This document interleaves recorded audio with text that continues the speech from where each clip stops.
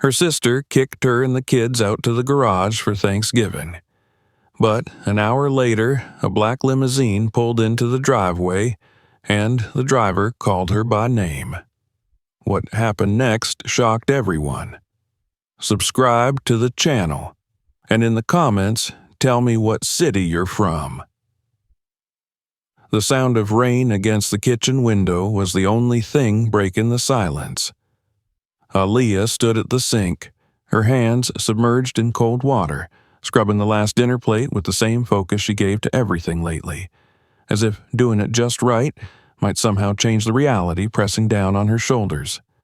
The old faucet dripped in an irregular rhythm, and the dull overhead light flickered every few minutes, reminding her she hadn't yet replaced the bulb. That would have to wait. Everything waited now.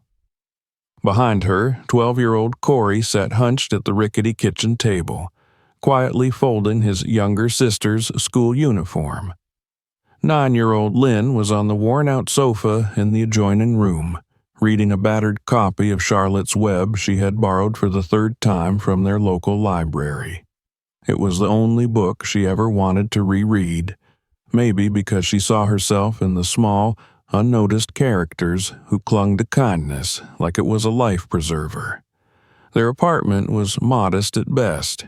2 bedrooms, 1 bathroom, peel-and wallpaper in the hallway, and a heater that groaned like an old man every time it kicked in. But it was clean. Immaculate, in fact. Aaliyah made sure of that. If they couldn't have comfort, at least they'd have dignity. After the divorce, everything in Aaliyah's world had shifted like loose gravel beneath her feet. Her ex-husband, Darien, had left her for a younger woman, a woman with no children, no stretch marks, and a future he hadn't already helped unravel. He'd moved out 3 weeks before last Thanksgiving, telling her coldly that he needed to start fresh, like she was something rotten he had to scrape off his shoe. The worst part wasn't even the betrayal. It was the silence that followed. He didn't call, didn't check on the kids, didn't pay child support. And when she tried to chase him down through the courts, she found out he'd already quit his job, disappeared, like a ghost she used to kiss goodnight. To survive, Aaliyah took on 2 jobs. By day, she cleaned offices downtown, her back aching from hours of bending and scrubbing. By night, she delivered takeout for a food app company, her old sedan wheezing from block to block as she tried to hit enough deliveries to make rent. Most nights, she got home after 10, her shoes soaked, her bones sore, and her mind clouded with guilt over how little of her was left for Corey and Lynn. Still, they didn't complain. Corey, tall for his age, quiet and watchful, had inherited his father's deep-set eyes, but none of his coldness. He had become the man of the house overnight, doing his homework between loads of laundry, making toast for Lynn in the mornings when Aaliyah left before sunrise. And Lynn, sweet and sensitive, still left little notes in her mother's lunchbox. "You can do it, Mommy," written in rainbow crayon with hearts drawn in the corners. Aaliyah dried the plate and set it on the rack. She turned off the faucet, letting the drip become a distant echo. She looked at the clock. Nearly 8. Tomorrow was Thanksgiving. "Mom?" Lynn's voice floated in gently. "Are we doing anything for tomorrow?" Aaliyah's heart clenched. The question wasn't innocent. It was hopeful, but not expecting. Lynn had learned early not to expect too much, especially since last year when they'd spent the holiday with peanut butter sandwiches and a streaming movie because they couldn't afford a turkey. "I was thinking," Corey spoke without lifting his head, "maybe we could visit Aunt Belinda." The name hung in the air like a dropped glass. Aaliyah dried her hands slowly and turned around, unsure of what to say. Belinda. It had been almost 2 years since she had seen her half-sister. Technically, they shared a father, but Their lives couldn't have been more different. Belinda was born from their father's first marriage, a polished, golden girl with porcelain skin and honey-colored eyes who had always been treated like the crown jewel of the family. When their father remarried Aaliyah's mother, a dark-skinned woman from Georgia with a deep voice and a laugh like music, everything changed.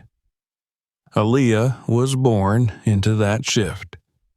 From the start, Belinda kept her distance, polite but cold, like an acquaintance forced into proximity.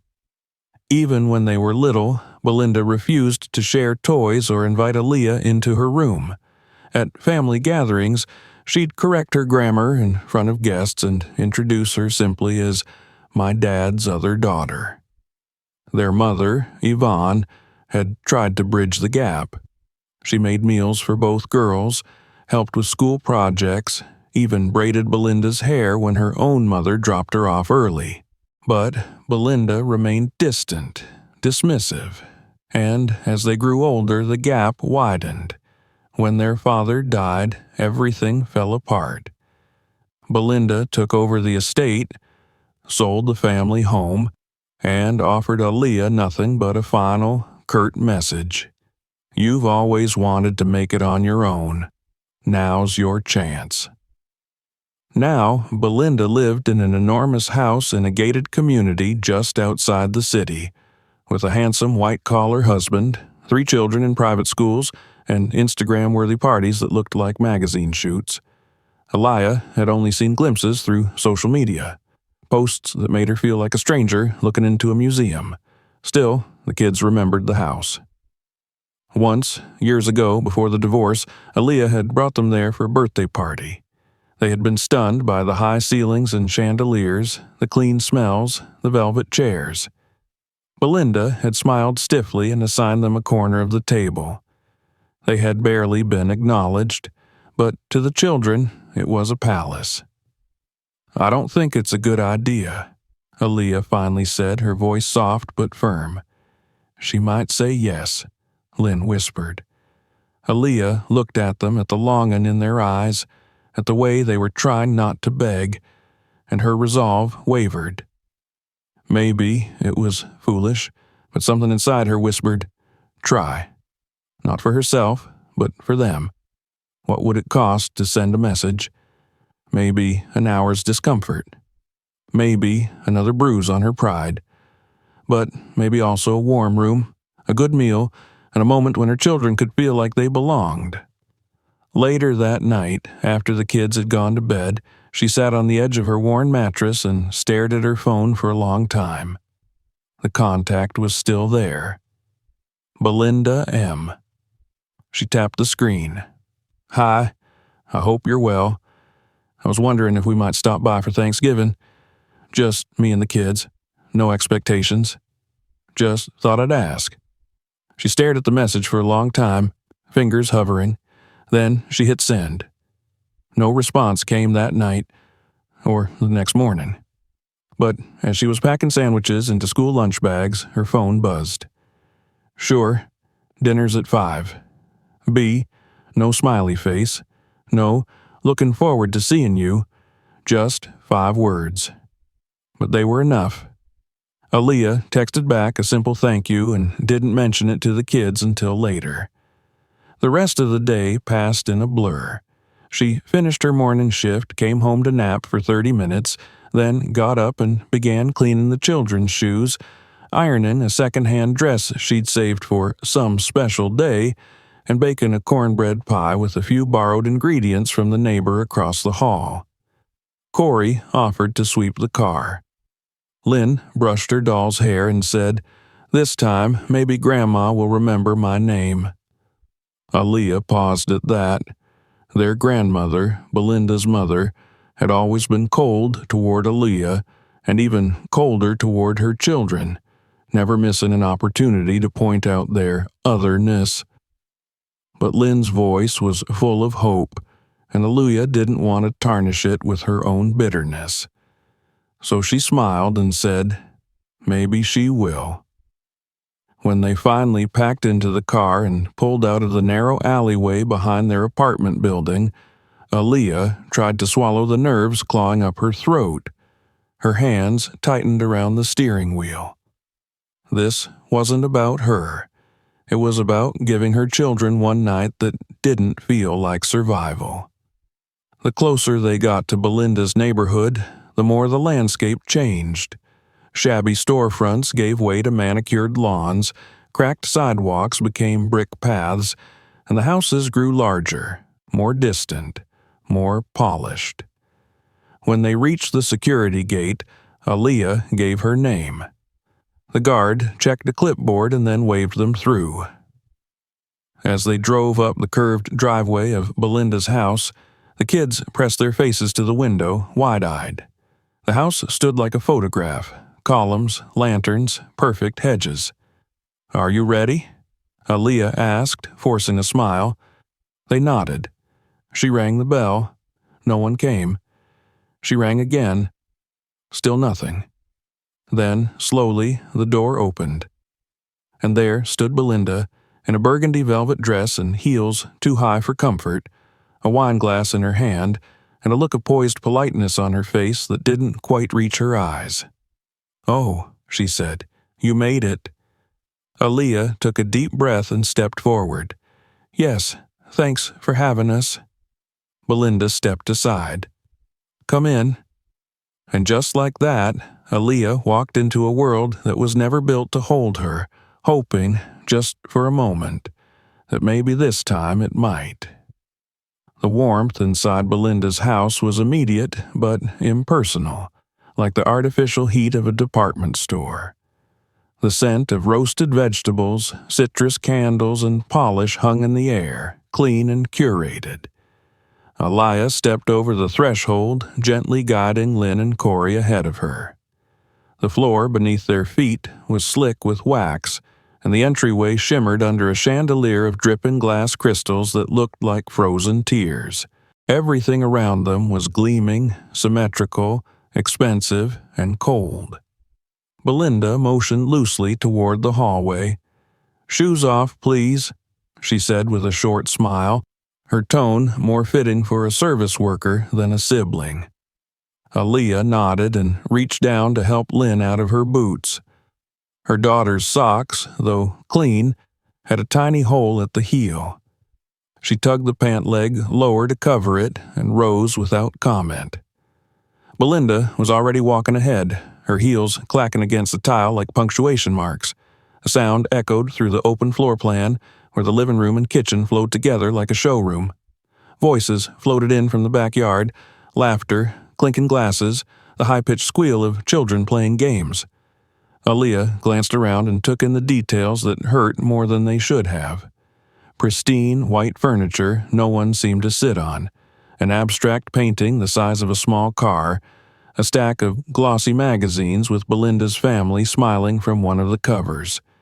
She had done a profile for a local lifestyle feature, balancing motherhood and ambition, the women of Westmore Hills. Aaliyah remembered seeing the article on Facebook and scrolling past it with a tight jaw. "This way," Belinda said as she glided into the kitchen. It was spotless and vast, with a center island larger than Aaliyah's entire dining area at home. Marble countertops gleamed, and a double oven hummed quietly. Nanny-hired children in matching sweaters moved like shadows in the background, too absorbed in their own world to notice newcomers. "Hi," Aaliyah said quietly to one of the kids, a boy about Corey's age, pale and freckled. He looked at her and then at Corey, then turned away without a word. The air inside felt thinner, tighter. Lynn clutched the cornbread pie in both hands like it was a gift of great importance, and maybe it was. She looked up at her mother with searching eyes. "Can we give it now?" she whispered. Aaliyah nodded. "Go ahead." Lynn walked carefully to the counter where Belinda was inspecting a tray of hors d'oeuvres. The girl held out the pie with both hands. "I helped make this," she said. It's cornbread with a little maple." Belinda looked at the dish, then at Lynn. "Oh," she said slowly, "how quaint." There was a pause long enough to register. Lynn's smile faltered. Belinda took the pie and placed it on the far edge of the countertop, away from the platters of gourmet tarts and stuffed mushrooms. Lynn turned back, her eyes lowered, her small shoulders sinking slightly as she walked back to her mother. Elia didn't say anything. She just put a hand on Lynn's head and let it rest there a moment longer than usual. Belinda's husband, Brad, entered then, holding a crystal glass filled with something amber and likely aged. He was wearing a cable-knit sweater draped loosely over his shoulders like a costume of relaxed wealth. "Well, well, Cal," he said, using the nickname Elia hated. "Look at you. It's been a while. The kids look big." He didn't wait for a response, just kept walking through, heading for the back patio. Elia exhaled slowly. She had expected indifference, but the consistency of it still stung. Elia glanced at her phone. It was nearly 5. Around her, the rhythm of the evening moved on without her. Guests arrived, were greeted with hugs and wine, laughter erupted in familiar waves, and no one acknowledged the 3 quiet newcomers standing in the kitchen corner like misplaced furniture. There were no seats offered, no coats taken, no drinks poured in welcome. There was no mention of them at all. Corey stood still, arms crossed, eyes scanning the room like he was trying to find a safe space. Lynn leaned into Elia's side, watching everyone and trying not to seem like she was watching. Belinda returned with a stack of paper plates and plastic cutlery. She set them down near Elia, and with a smile that didn't reach her eyes, said in a bright, performative voice, "We're a little short on space, but don't worry. I set something up for you guys in the garage." Elia blinked, thinking she had misheard. "The garage?" she asked softly. Belinda nodded, the smile sharpening into something more rigid. "Yes. I thought you might be more comfortable there. You're used to scraps, right?" The words landed like a slap.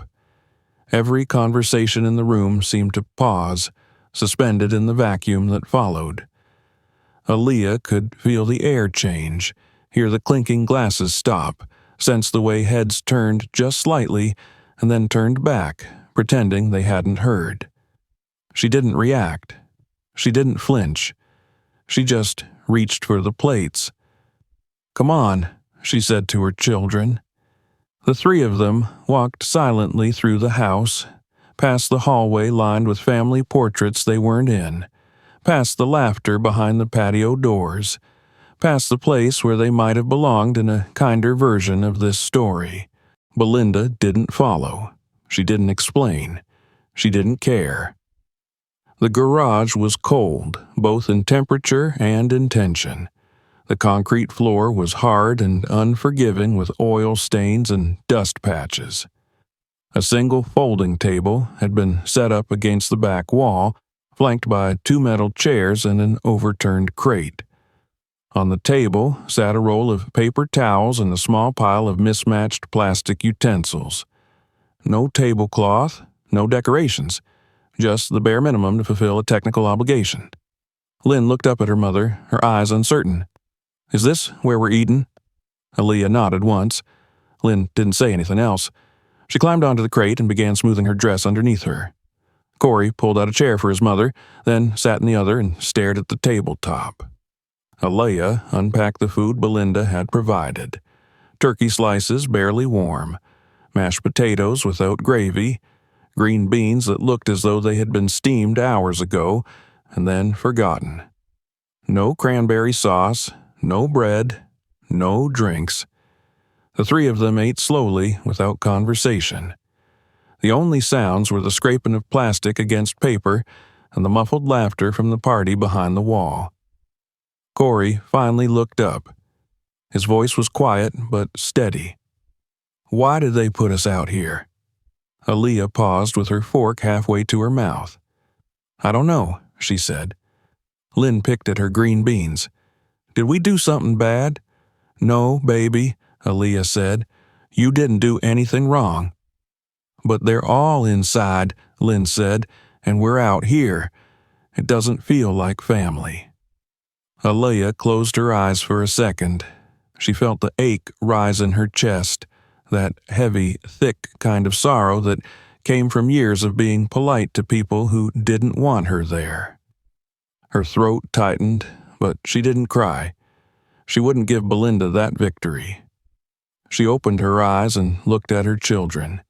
She smiled, even if it cracked at the corners. "We're together. That's what matters." Corey nodded slowly. Lynn reached across the table and took her mother's hand.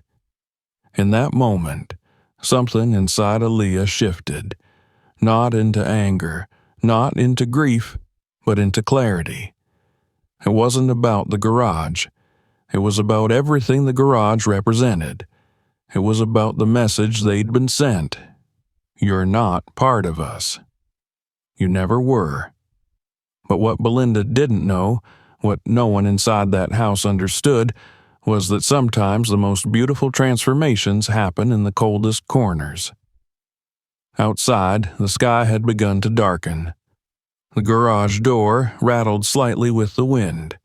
The air smelled like rubber and dust, but the warmth around their little table came from something no polished chandelier could ever imitate. Aaliyah didn't know what would happen next. She didn't know if she would confront Belinda or leave quietly, or whether she'd ever see this place again. But she knew one thing, and it burned in her chest like a coal refusing to go out. They might have shoved her into a garage, but they had no idea who they had locked in there. The wind had picked up by the time Aaliyah settled into the metal chair, and the garage seemed to breathe with it, drafts curling in from beneath the warped side door, sliding across the concrete floor like invisible snakes. She folded her coat tighter around her waist and glanced at the children, who were still trying to make the best of what was clearly intended as punishment disguised as hospitality. Corey sat with a stubborn straightness, as if posture could be armor. Lynn, ever delicate, nudged a bite of mashed potatoes across her paper plate with the edge of her fork, trying to pretend she was still hungry. Outside, laughter burst through the garage wall every few minutes, the telltale crescendo of clinking glasses and polished conversation filtering in as though piped through speakers. It was surreal, hearing so much joy on the other side of a single layer of drywall, while the cold of oil-stained cement seeped through her shoes and into her bones. The folding table in front of them was bare, save for the disposable cutlery and napkins, one of which had already fluttered to the floor. Aaliyah leaned down to pick it up and caught sight of a dusty booster seat discarded in the corner, wedged between a stack of Christmas boxes and an old treadmill. She blinked, unsure why that image hurt so deeply, then sat back up slowly. No one had come to check on them. Not Belinda, not Brad, not even one of the perfectly dressed children who roamed the house like decorative accents.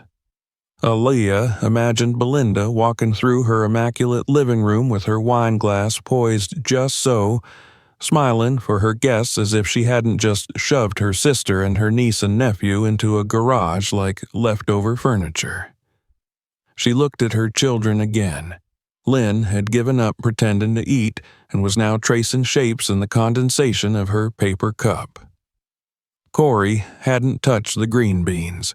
His jaw was set tight, the same way it used to be when he came home from school and didn't want to talk about what the boys had called him in the locker room. It was a look that said, "I'm not going to cry. I'm too old to cry." Aaliyah knew that look too well. She had worn it herself more times than she could count. Her chest tightened with a sickening kind of clarity. This insult, this humiliation, wasn't new. It was just the most explicit version of what had always been there. Belinda had never really seen her as a sister, not when they were little, not when their father died, and certainly not now. For years, Aaliyah had tried to rationalize it, to believe it wasn't about race, about bloodlines, about shame. She had told herself it was just a personality difference, a misunderstanding. But tonight stripped away every layer of polite pretense. Belinda had put her and her children in the garage, on Thanksgiving, with paper plates and leftover scraps and a booster seat as a chair. And yet, what made Aaliyah's stomach twist even more was the slow realization that she had seen it coming, and come anyway. She had hoped, against all evidence, that this year would be different. That time and motherhood and struggle had softened Belinda's edges. That the absence of their father might have reminded her how fleeting and precious family truly was. But she had been wrong. So wrong. Lynn finally looked up. "Is it okay if I don't finish?" "Of course," Aaliyah said gently. She took the plate and set it aside. "You've had enough." Lynn nodded and scooted closer, resting her head on Aaliyah's arm. The gesture was automatic, trusting. It reminded Aaliyah why she had come. Not for herself, never for herself. She had come because children remember. They remember the warmth of a room, the taste of a meal, the feeling of being wanted. And she had been so desperate to give them one night where they could sit at a table and feel like they belonged. Instead, they had been exiled to the cold. Corey leaned back in his chair and stared at the ceiling. "I don't get it," he said. "She said she wanted us here. Why would she say that if she didn't mean it?" Aaliyah sighed. "Sometimes people say what makes them look good, not what's real." "But that's lying," Lynn whispered. Aaliyah didn't respond. What was there to say? Yes, it was lying. It was cruelty with a smile. It was weaponized civility. For a long time, none of them spoke. They just sat there. 3 quiet figures framed by cardboard boxes and silence. Aaliyah found herself staring at the smudge of oil on the floor near her feet, a dark stain that looked like an old wound. That's what this was. An old wound reopened. Her mind wandered to the last real conversation she'd had with Belinda. It had been at their father's funeral. Belinda had delivered a carefully rehearsed eulogy, full of platitudes and polished grief. Afterward, Aaliyah had approached her near the reception, hoping for a sliver of shared mourning. Belinda had looked at her, expression blank, and said, "You always needed him more than I did." Then she had walked away. Aaliyah had never truly recovered from that, not because it was cruel, though it was, but because it was true in a way. She had needed him, not just as a father, but as a shield, as proof that she was legitimate, that she mattered. And when he died, it felt like her claim to this family died with him. "Can we just go home?" Corey's voice cut into her thoughts. It wasn't angry. It wasn't even sad.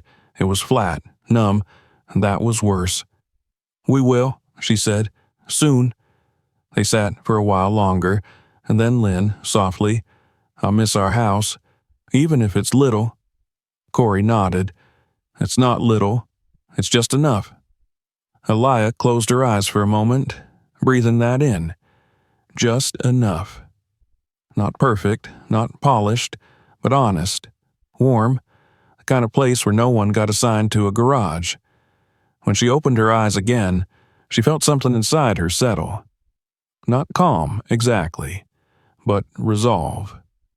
She reached over and began gathering the plates, stacking them with a quiet purpose. She didn't rush. She didn't cry. There was no drama in her movements, just the finality of someone done begging. She placed the food containers into a paper bag and stood up. Corey followed, then Lynn.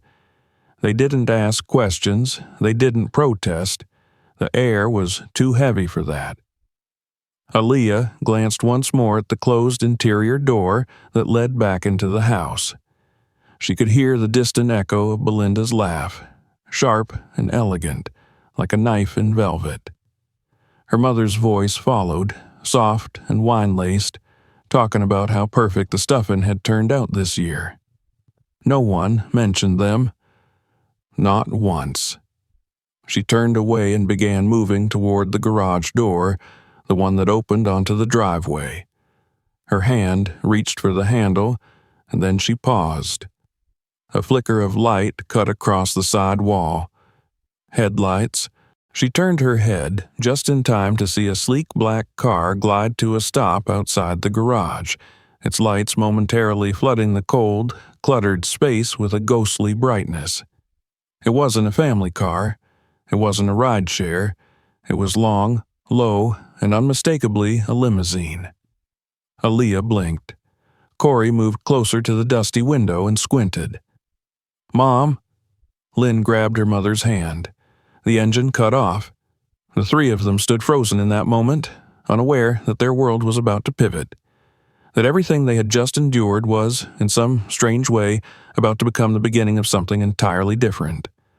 Aaliyah didn't know yet who was in that car, but she knew one thing, as sure as the cold in her fingers and the silence in her chest: whoever had come had not parked in front of Belinda's grand double doors. They had come to the garage. For a moment, Aaliyah didn't move. Her hand was still resting on the garage door handle, her mind trying to catch up to what her eyes had just seen. A limousine. A real one. The kind reserved for celebrities and weddings, not suburban Thanksgiving dinners, and certainly not garages. Its black body gleamed under the dim driveway lights like it didn't belong in this neighborhood, like it had taken a wrong turn from somewhere far more important. Corey's breath had fogged the glass as he leaned against the garage window, trying to see more. "It's still there," he whispered, as if speaking louder might break the spell. Lynn squeezed Aaliyah's hand, her eyes wide and searching. "Why would a limo come here?" she asked. Aaliyah had no answer. The last thing she expected tonight, after being humiliated and fed scraps and seated in a space not meant for people, was for anything extraordinary to arrive. And yet, here it was, idling just beyond the garage door as if it belonged to them. She stepped closer to the window, brushing past boxes and an old push mower, and looked out. The car had stopped directly in front of the garage. Not the main entrance, not the wide, sweeping front steps where guests had arrived earlier with pies and bottles of wine and designer coats. This car had chosen the back. Aaliyah's pulse quickened. The driver's door opened. A tall man in a pressed black suit and hat stepped out. His movements were fluid and precise, not hurried. He walked to the rear passenger side and opened the door with deliberate grace. From within, a figure emerged, graceful, upright, and dressed in a navy blue wool coat that fell to her calves. The woman moved slowly, but not with age, rather with purpose, as if she had timed her arrival down to the second. Her silver-streaked hair was pulled back into a twist, and her heels clicked once on the concrete before she came to a full stop in front of the garage. Aaliyah opened the side door halfway and stepped into the chill. "Excuse me," the woman said, her voice smooth, resonant, and calmly assured. "I'm looking for the owner of this house." Aaliyah's lips parted, but she hesitated. "That would be my sister. She lives here. Inside." The woman tilted her head slightly, her gaze steady and unfazed by the boxes, the dust, the draft slipping through the cracks in the wall. "And you are?" she asked gently. Aaliyah Rivers." There was a pause, then a soft smile bloomed across the woman's face. "Yes, you're exactly who I came to see." Behind her, Corey had risen from his chair. Lynn clung to her mother's side, uncertain but curious. The three of them formed a fragile triangle in the doorway, the kind born of habit and shared disappointment, the kind that usually braced for rejection. But this woman's tone carried none of that. Instead, it held something unfamiliar: recognition. "I'm Margot Ellington," she said, "founder of Women Forward. We run outreach and mentorship programs across the state, especially for women navigating hardship and transition. You volunteered with one of our shelters about 5 years ago, correct?" Aaliyah blinked. "Yes, I was going through a rough time. After I left my husband, I worked nights, stayed on a friend's couch, and during the day I'd help where I could. Cleaning, folding donations. Sometimes I wrote blog posts for the shelter's site." Margot's smile deepened. "I read them, all of them. They were raw, honest, beautiful. You wrote with a voice that cut through the noise. You wrote pain without pity, struggle without shame, and most importantly, you wrote with truth." Aaliyah felt heat rising in her face. Not embarrassment, something closer to disbelief. That chapter of her life had been buried in exhaustion. She had never imagined it had been read, let alone remembered.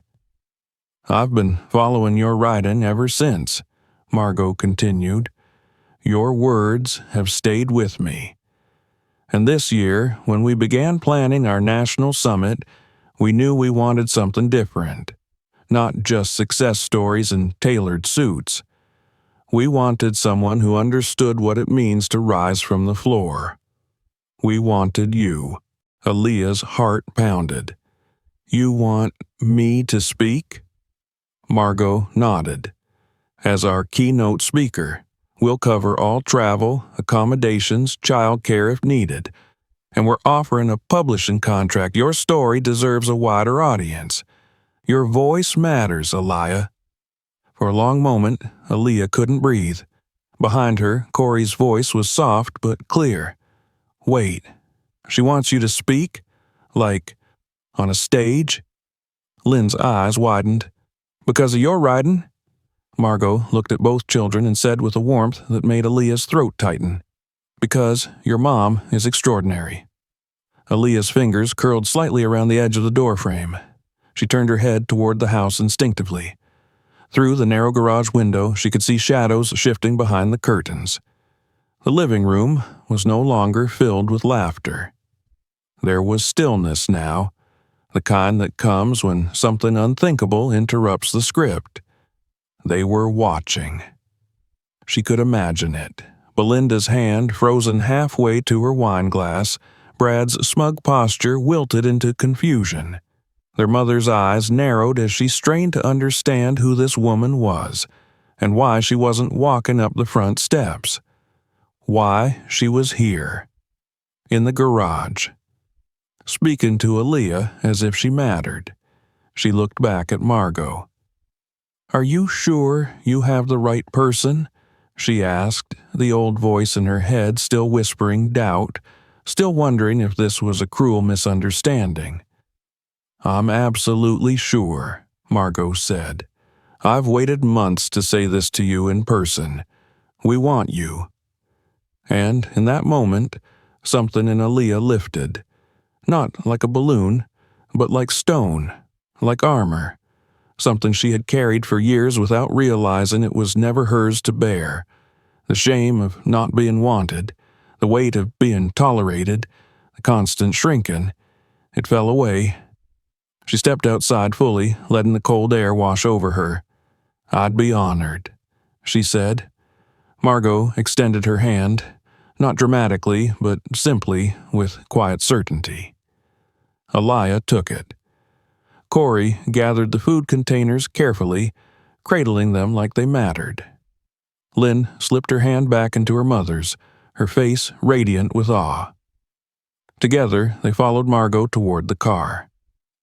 The limousine's interior was warm, softly lit, and lined with leather seats that seemed impossibly comfortable. Aaliyah settled in, holding Lynn on one side, Corey on the other. Margot sat across from them and spoke to the driver through a lowered window. "Dinner downtown, please. Then we'll discuss the summit and the publishing agreement." As the car pulled away, Aaliyah turned her head one last time. Through the parted curtains of the living room, she caught a final glimpse of Belinda's face. Pale, mouth slightly open, eyes wide with disbelief. Her mother sat beside her, stone-faced, the glass in her hand trembling. They looked stunned. Not angry, not outraged, just stunned. As if the story had taken a turn they hadn't written. As if the person they had tried to discard had been picked up by the world and lifted into the light. The garage faded behind them. For the first time in years, Aaliyah felt like she wasn't just surviving. She was seen, not for what she lacked, not for where she had come from, but for who she had always been. The city lights unfolded like a constellation as the limousine wove its way from the polished driveways of the suburbs to the glowing pulse of downtown. Aaliyah sat in stillness, one hand resting on Lynn's small shoulder, the other on Corey's arm. The warmth inside the car was deep and enveloping, as though the universe itself had wrapped them in something long denied but deeply deserved. Outside, skyscrapers glimmered, storefronts gleamed, and passing headlights blurred into long, golden streaks across the window glass. She could hardly speak. It wasn't that she had no words. There were too many. They tangled inside her, too heavy to lift, too full of disbelief to spill easily. The space between her ribs felt wide and trembling. Everything had changed in less than 15 minutes, and yet the air in the car was calm, like it had always been waiting for this moment to arrive. Margot sat across from them, composed and warm, her elegant navy coat folded neatly over her lap. She spoke only after giving them time to breathe, to look around, to adjust to the foreign texture of dignity. "We have a dinner reservation at the Marlowe," she said. "It's quiet, private. They have a table prepared for us. I thought it might be a good place to begin discussing what's next." Aaliyah nodded, her voice still caught somewhere between her chest and throat. That sounds perfect." Lynn was gazing out the window with the wide-eyed awe only a child can manage. Her hands pressed to the glass as they passed a grand hotel lit by a canopy of golden bulbs. Corey sat with his arms folded but not in resistance. For the first time in hours, he wasn't defensive, only stunned. His posture had softened. His jaw no longer clenched. Aaliyah watched him silently and saw something flicker across his face, something she hadn't seen in a long time. Pride. It was nearly surreal.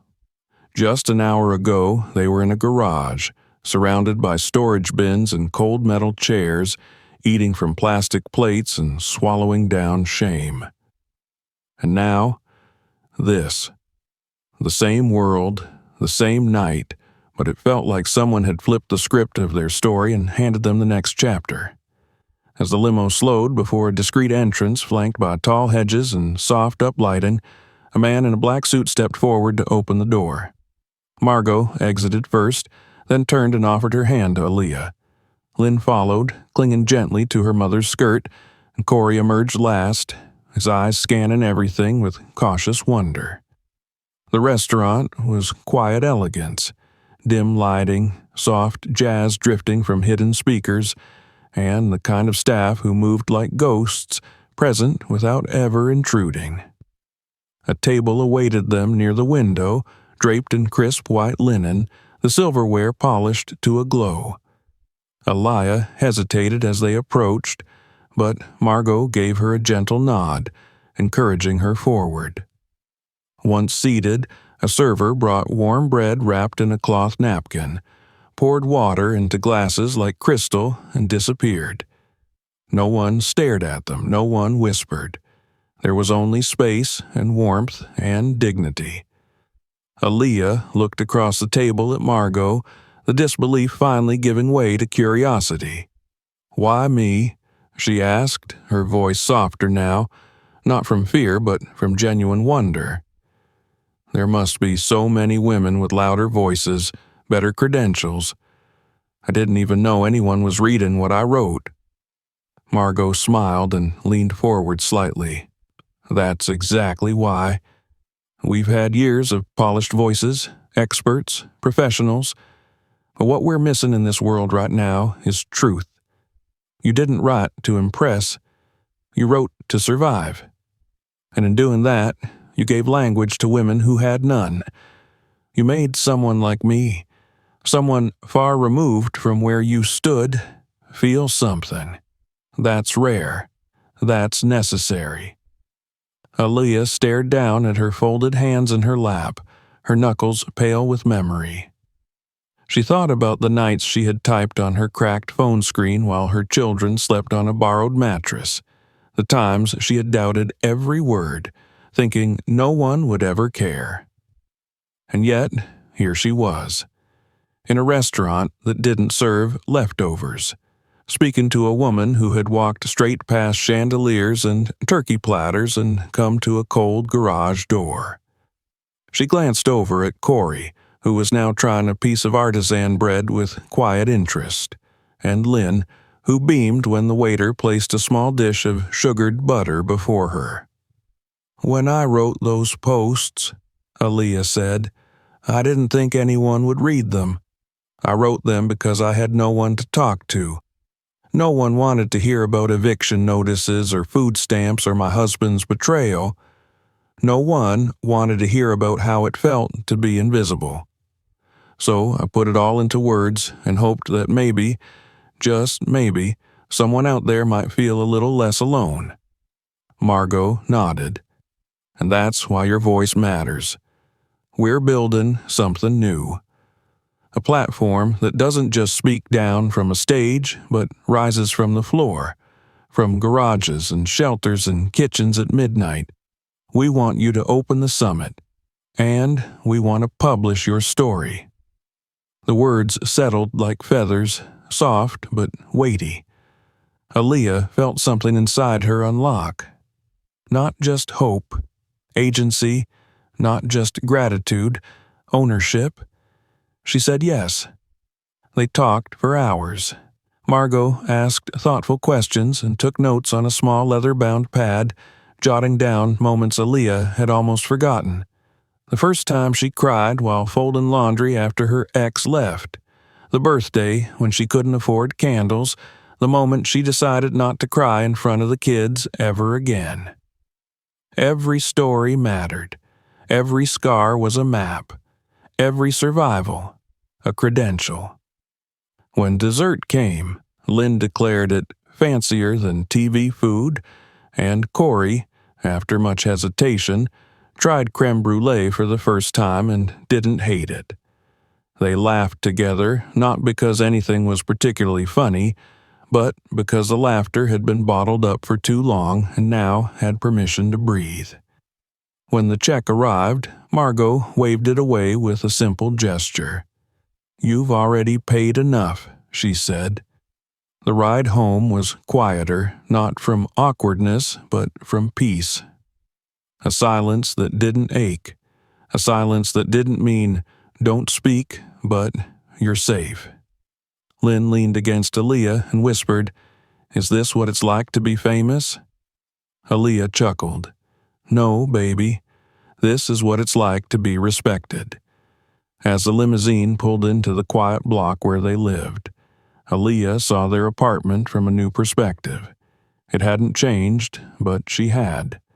The chipped paint, the uneven pavement, the flickering hallway light, all still there. But they no longer defined her. She climbed the stairs with the children in tow, unlocked the door, and stepped inside. Home. Later that night, after brushing teeth and sharing whispered bedtime stories, she tucked Lynn into bed. The girl clutched her favorite stuffed rabbit and blinked sleepily up at her mother. "I'm glad they put us in the garage," she said. Aaliyah stilled. "You are?" Lynn nodded. "Yeah, 'cause if they didn't, the limo wouldn't have found us." Aaliyah couldn't respond. Her throat was too tight. She kissed Lynn's forehead and whispered, "You're smart." "I get it from my mom," the girl replied, then rolled over and drifted off. Aaliyah sat on the edge of the bed for a long while after that, listening to the soft breath of her daughter, the steady hum of the heater, the quiet promise of a world just beginning to unfold. That night, sleep didn't come easily. Her mind played the evening on loop, but not in panic, in awe. It felt like the end of something and the start of something bigger.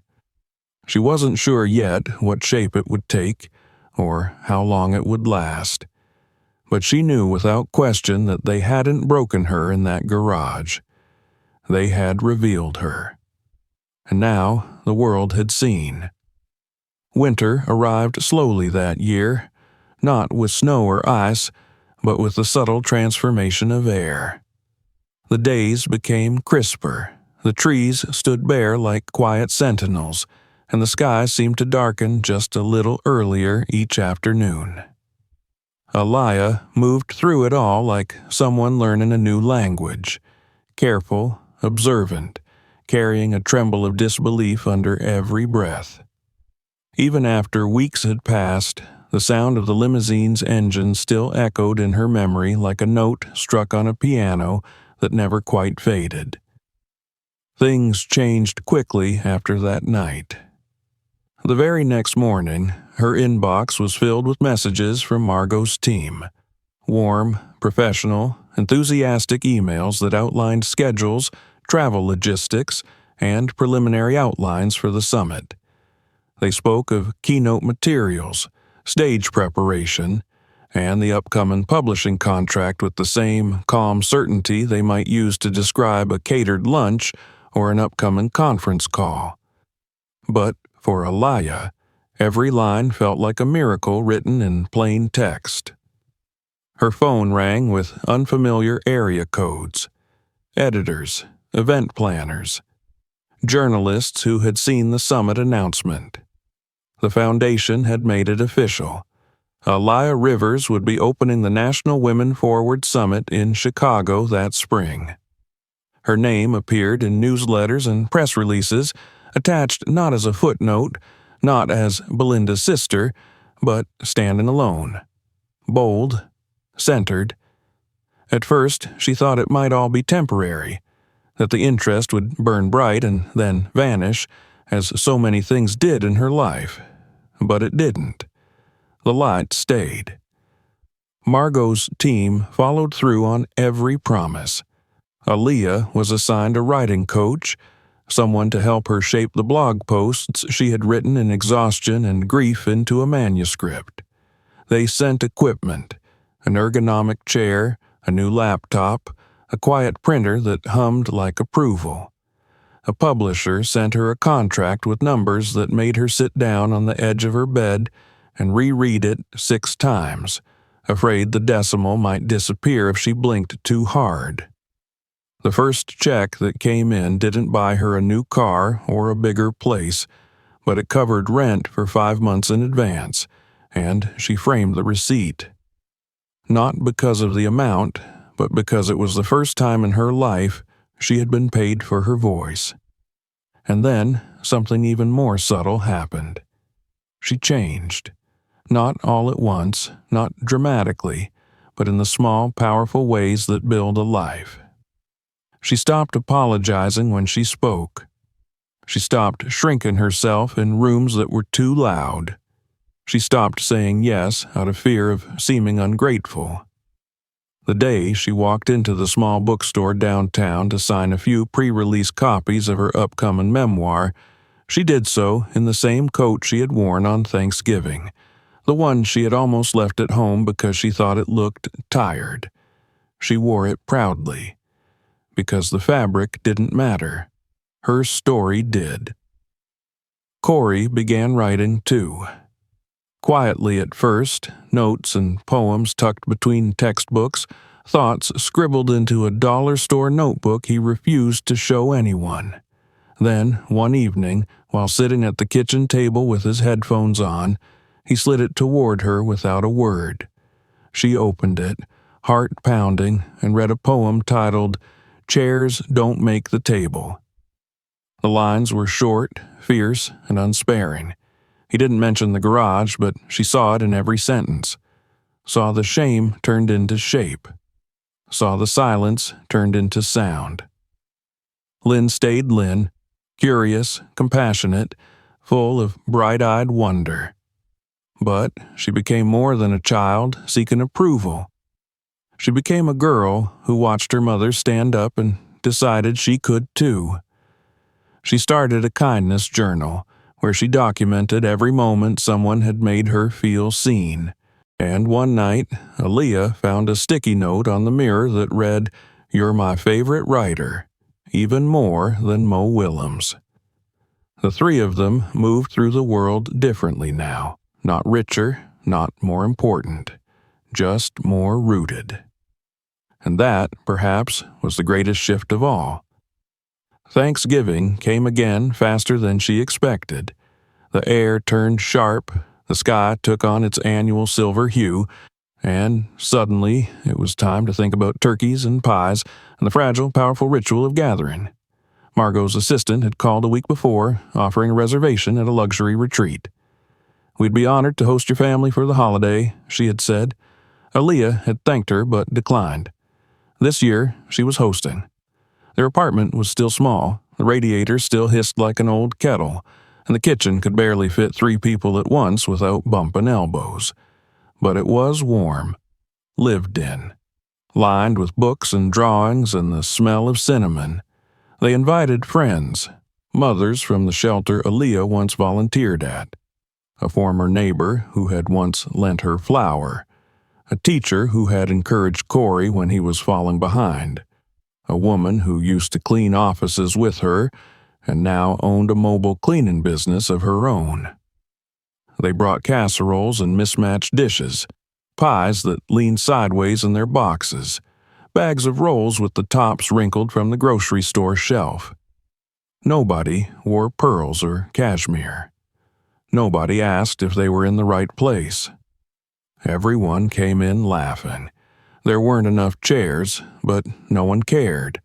People sat on floor cushions, on pillows, on blankets folded over crates. There were seconds, thirds, and the kind of conversation that makes you forget how tired you are. Lynn passed out napkins like a hostess on a mission. Corey manned the music. Aaliyah moved through the space with sleeves rolled up, cheeks flushed, heart full. No one mentioned Belinda. No one asked if they were spending the holiday with family, and she didn't offer an explanation. Because this was family. That morning, Aaliyah had received a text from her mother. Just 2 lines. "Hope you're well. Miss you sometimes." She stared at it for a long time. Then she typed back, "We're doing fine. Hope you are too." No anger, no resentment, just peace. Because that's what healing felt like now, not like a triumphant anthem, but like a quiet room where you could finally rest. As night fell and the last guest drifted out the door with a paper plate of leftovers, Aaliyah stood in the middle of her living room and took it all in. She hadn't needed a chandelier to feel seen. She hadn't needed a linen-draped table to feel like a host. She had needed this. The hum of connection, the echo of laughter, the quiet joy of knowing that she had not just survived the past year, she had transformed it. Later, Lynn climbed into her lap on the couch and rested her head on her mother's chest. "Do you think we'll ever go back?" she asked. "Where?" Aaliyah asked, brushing her daughter's hair back gently. "To that big house. To Aunt Belinda's." Aaliyah paused. "Do you want to?" Lynn thought for a moment, then shook her head. "No, I just wondered." Aaliyah kissed the top of her head. "We don't need to go back to a place where we weren't welcome. We've built something better." Lynn smiled sleepily. "Yeah, I like our table, even if it's the floor." "It's not the floor," Aaliyah said. "It's wherever we are together." She looked around at the apartment, its chipped paint, its crooked shelves, its flickering kitchen light, and saw none of the things that used to make her feel small.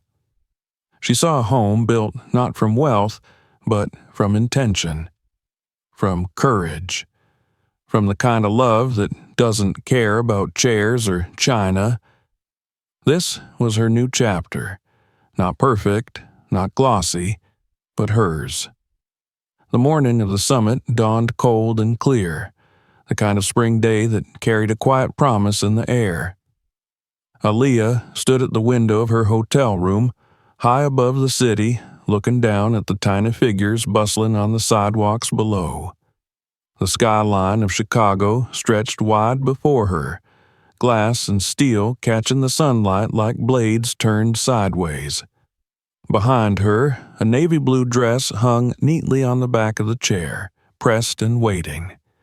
Her name was listed on the event's program in bold letters, "Aaliyah Rivers, Keynote Speaker," printed just beneath the name of the foundation, and above a brief phrase that had become something of a mantra: "More than scraps."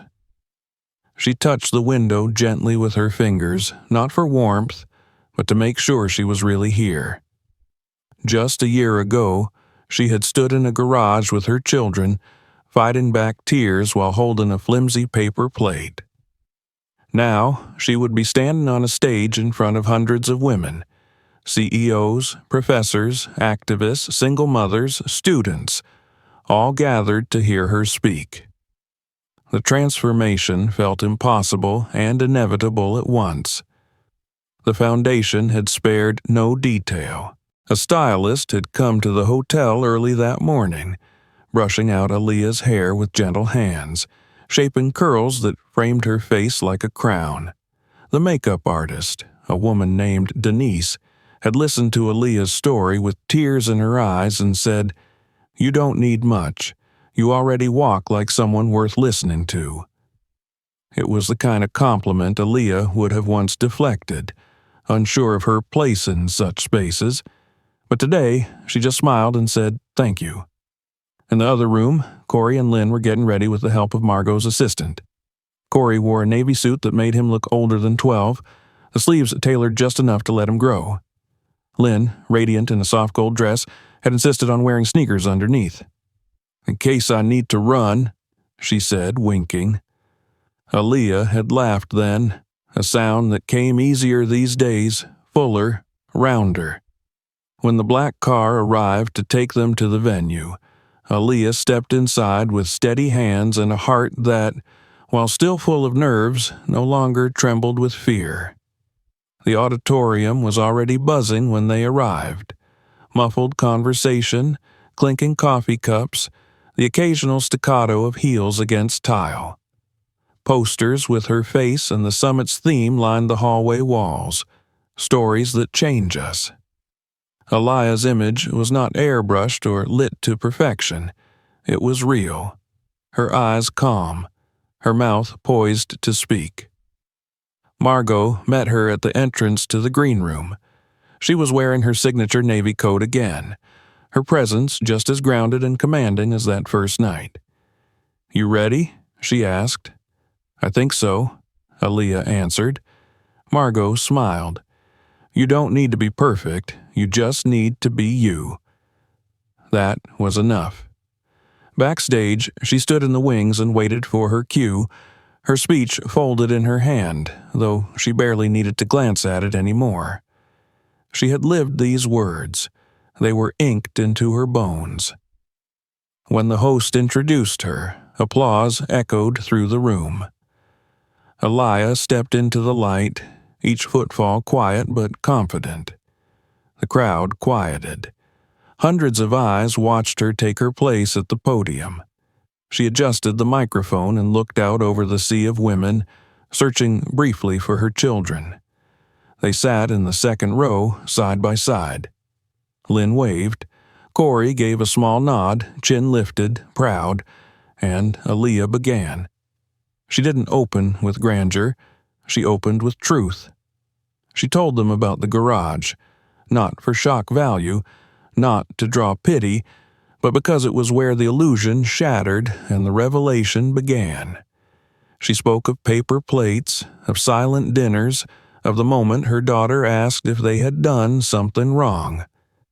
She described the cold, not just the physical cold of concrete floors and drafty doors, but the emotional cold of being excluded by blood. The kind of rejection that settles into your skin and makes a home there. She told them about the limousine, how it didn't pull up to the front door, but came for her where she was, in a place meant to shame her, and how that changed everything. How Margot had looked at her, not with charity, but with respect, and how, for the first time, she had begun to look at herself that way too. She spoke of survival, of waking up in the middle of the night and writing blog posts in the dark, of folding laundry with tears on her cheeks and pretending not to notice the missed calls from bill collectors, of raising children on hope and grit, of learning to listen to her own voice even when no one else did. And then she spoke of the moment she stopped asking for a seat at someone else's table. I spent so many years, she said, her voice steady now, believing that if I worked hard enough, stayed quiet enough, smiled wide enough, I would be invited in. That eventually they'd say, "You belong here." But that invitation never came. And in that garage, I realized maybe it wasn't supposed to. Because some of us aren't meant to wait for a table. We're meant to build our own. The silence that followed her words was electric. And then it broke. Applause rising like a wave, long and loud and full of something deeper than admiration. Recognition. Elia stepped back from the microphone, her breath shaken now, not from nerves, but from release. She spotted Margot standing in the wings, her eyes shining. Corey clapped with both hands, his smile wide. Lynn had tears on her cheeks and didn't bother to wipe them. After the speech, she stood for hours in the reception hall, accepting hugs, handshakes, and stories from strangers. Women who had read her blog posts in hospital rooms. Women who had grown up in foster care. Women who had been told they were too loud, too dark, too much. They didn't thank her for being polished. They thanked her for being real. When she finally returned to the hotel that evening, her heels were in her hand, and her hair had come loose from the careful pins. But she felt more herself than ever. In the weeks that followed, the book came out. More than scraps hit shelves and websites and book clubs. It didn't sell millions, but it found its readers. And those who found it didn't just read it. They carried it, quoted it, passed it along like a quiet revolution in paperback form. She cried the first time she held the finished copy. Not because of the cover, though it was beautiful. Not because of the money, though it helped. But because for the first time her name, just hers, stood alone on the spine. No one else's approval stamped above it. No shadowed surname following behind. Just Aaliyah Rivers. And that was enough. She framed the first handwritten letter she received from a reader. It came from a woman in Ohio who wrote, "I thought I was the only one in the garage. Thank you for turning on the light." Time passed and the world kept spinning. Not everything was easy. Bills still came. The car still coughed when it was cold, but there was peace in the struggle now. Pride, even. Not the kind that needs to be seen, but the kind that lets you sleep through the night. Corey's journal became a binder, then a Google Doc. He never said much about it, but sometimes Aaliyah would hear the soft click of keys long after bedtime. Lynn wanted to start a podcast.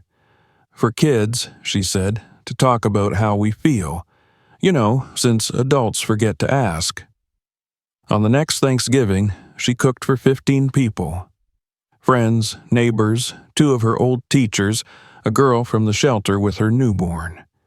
They crammed into the apartment, eating from real plates and paper ones, laughing over spilled gravy, swapping stories as candles flickered in mismatched holders.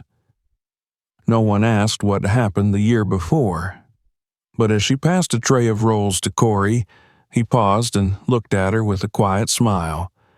He said, "This is a pretty good table." And she smiled back. The best kind, she said, because she knew now. You can waste years trying to earn the love of people who never learned how to give it. Or you can give that love to yourself and to those who need it, and watch how it multiplies. Sometimes being sent to the garage isn't the end of the story. Sometimes it's where the real one begins. If this story moved you, make sure to subscribe for more. Don't forget to check out the other videos on the channel. You won't want to miss what's coming next. And if someone you know needs to hear this, share it with them today.